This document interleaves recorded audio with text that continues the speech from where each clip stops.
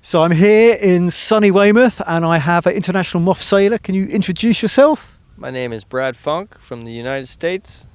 And this is just going to be an awesome event. We've got two massive events coming up in just a few days. Can you tell us what they are?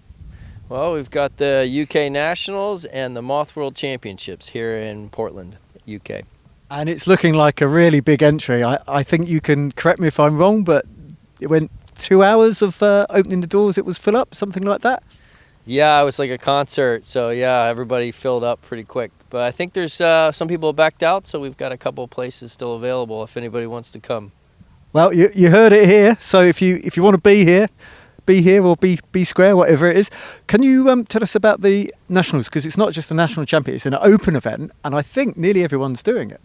Yeah, well, it's a pre-Worlds regatta, so it allows us all to go out there and see how we go, practice our starts with a big group of people, and get a feel for the bay. Absolutely, and it's a really high quality fleet. Can you tell us a little bit about your sailing background? We haven't done an interview for a long time. Well, I did Olympic sailing for 20 years, the lasers and 49ers, and the Moth has always had a place in my heart. It's a development class. And it's a great boat to be able to develop your skills, and it's a blast being able to sail 30 knots around a race course. Oh, I mean, it's just amazing to watch. It actually makes it quite hard to film. You guys are so quick. Can you explain about the developing class? Because that's a very big difference than, say, the one design classes you did at Olympic level.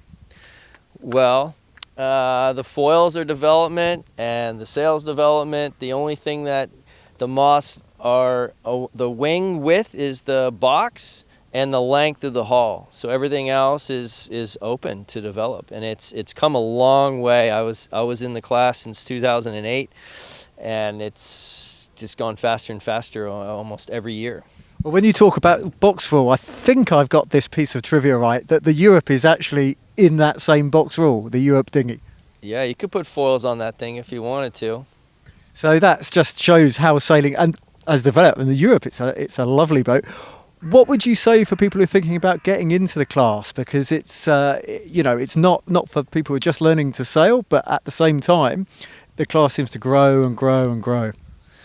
Well, I would say probably a Wasp first, because it's a little bit more beach friendly, and you can learn the basic skills of being able to ride the bike, the balancing act with the main sheet and the tiller.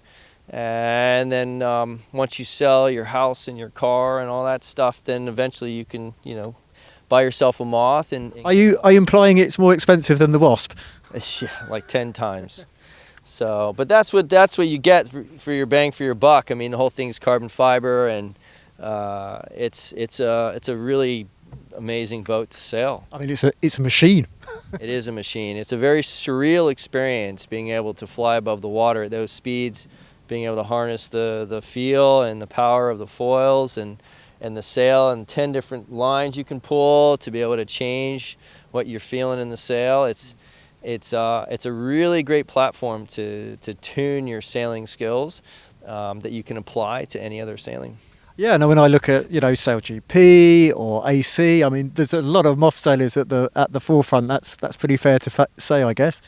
It attracts all the top sailors in the world. That's one thing that this boat, this class, attracts, is a lot of talented sailors, because it's fast, it's all about just being super sharp, and it's very physical as well. And in every way, it's special. Finally, the most difficult question, because it is just so hot. Is there any sort of standout performers at the moment? You've been here for a few days. Anyone looking hot to trot? Well, there's a lot of young guys. A new generation is starting to emerge, and they all have good kit. They're all good sailors from different disciplines, Olympic sailing as well. So I think that this is going to be a pretty stacked world, actually. There's people coming from New Zealand and Australia. And I think the conditions may also make it a bit of a mixed regatta and leave it up for grabs to the end. Yeah, if we have strong easterlies and heating, it's a difficult racetrack, but I guess it's a long way off. Thank you so much for your time, and we're going to try and interview lots more, what do we say, Mothies? Mothies. Mothies. Thank you ever so much, Brad.